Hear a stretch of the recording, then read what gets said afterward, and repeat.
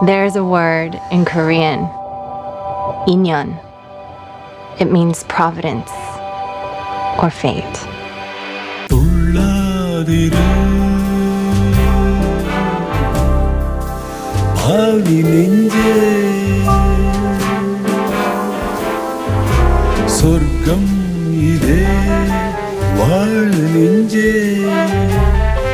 காலராட்டினத்தில் காதல் பஞ்சே சும்மா இரு ஊமை நெஞ்சே சொல்லும் மொழி தொற்றுவிட்டதே வேட்கை தீர்ந்த பின்பு தேனும் நெஞ்சே நில்லாமலே மோதும் எண்ணம் ஒவ்வொன்றுமே ஆளை தின்னும்